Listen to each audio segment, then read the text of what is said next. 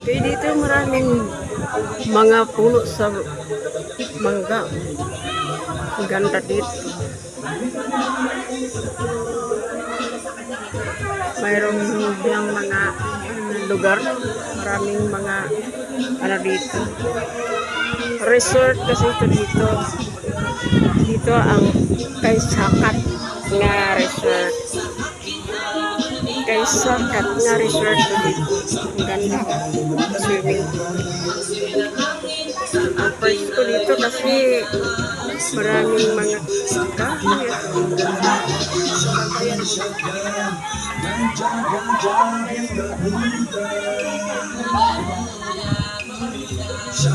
Kahit maliit lang dito na swimming pool pero ang ganda.